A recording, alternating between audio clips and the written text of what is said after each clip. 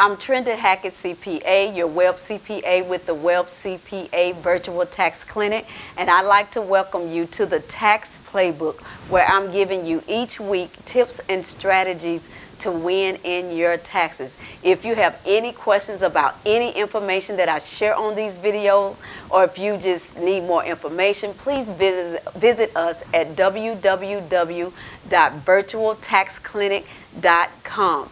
Be sure to like this video, comment on this video, share this video, and subscribe to this YouTube channel so that you can be in the know of the amazing content that we're uploading each week. So let's get to our topic on today. Now, this video is the part 1 in a 5-part series that I am going to do on spending your PPP money.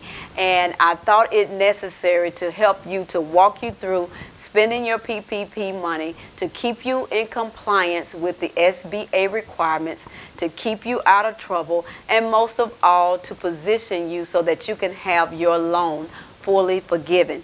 Spending your PPP money. Today I'm going to talk about the time frame that you have to spend that money, and I want you to remember that the clock is ticking.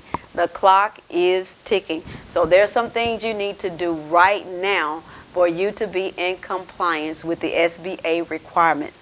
So I'm going to start with some questions that we've been getting here in the clinic, and you may have some questions as well. Be sure you can send your comment on this video with your questions, or you can visit our website and submit your question, or your question may be answered here today. Question number 1, can I save my PPP money and just don't spend it? And the answer to that question is no, and here is why.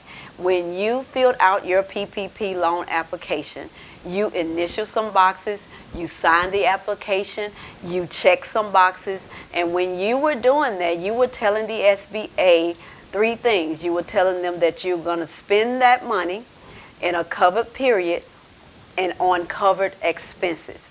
So the answer to this question is no, you do have to spend the money within a certain time frame and on certain types of expenses. Question number 2.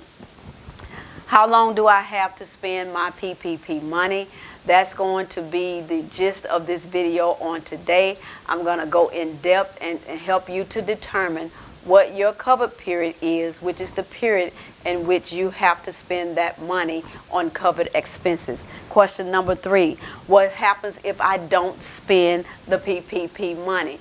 Number 1, you could be in trouble with the federal government, which is the SBA. I know you don't want that. And number 2, you won't be able to have your loan forgiven if you don't spend it. And number 4, can I pay expenses in advance? Yes, you can. But here's the stipulation. For example, one of the covered expenses that you can use the PPP money for is business rent. And you may say, I want to go and pay my rent 4 months in advance. Okay, so it just depends on what your covered period is, the time frame you get to spend the money, which is a maximum of 24 weeks or a minimum of 8 weeks. So you can go and pay like 4 months of rent in advance, but you have to make sure that your covered period extends out to cover those advance payments that you made. So speaking of covered periods, I'm going to get into that right now. Covered periods, what is it? A covered period for purposes of the PPP loan is the time frame in which you are to spend your PPP money on covered expenses. So the covered period has a start date and it has an end date, and I'm going to help you to figure out how to determine what is your covered period start date and ending date. So let's start with the covered period start date. The covered period start date is the loan disbursement date, or if you have employees, you can choose the first pay period after the loan disbursement date. So the key date here is the loan disbursement date. You may ask, how do I find that? I'm so glad you asked. So what you need to do, go to your bank statement and go find the date that your loan was deposited into your business bank account. Now, you may have gotten a first draw loan, and you may also have gotten a second draw loan.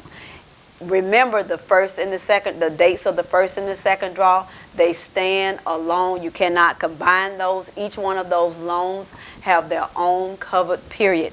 But the key is you go and find the loan disbursement date, and that starts your covered period.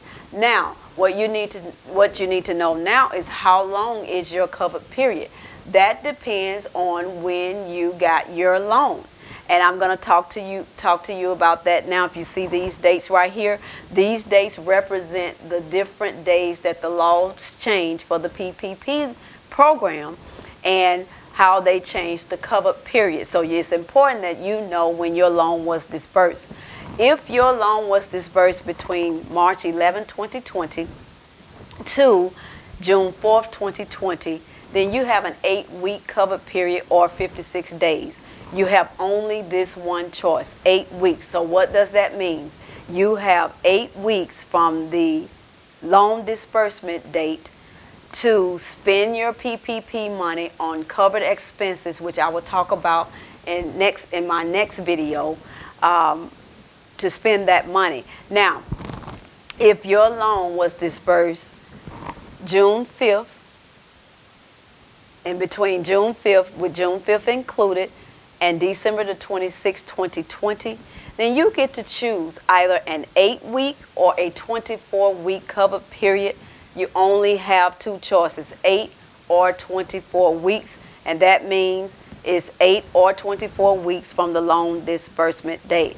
Now, if your loan was on December the 27th to the present, that's right. If your loan was approved and you got your money in 2021, this last column here applies to you. You have an 8 to 24 week cover period that you get to choose. So what do I mean about that? If your loan was on or after December the 27th, 2020, you can choose an 8-week cover period, 9-week, 10-week, 11-week, 12-week, 13-week, up to a maximum of a 24-week cover period. And that cover period, here again, it starts from the loan disbursement date, or if you choose the first pay period after the loan disbursement date, if you have employees, it starts then. Now, I know I've shared a lot of information in this video. I want you to take your time and go through and find out first of all, find out your loan disbursement date. See which of these dates that is fall in, and you count the dates so you can be sure that you are in compliance and you can position yourself to have your loan totally forgiven. Now that's all I'm going to share with you on today. Be sure to like this video, comment on this video, share this video, and subscribe to this channel. And you go out and you have a lovely, lovely day.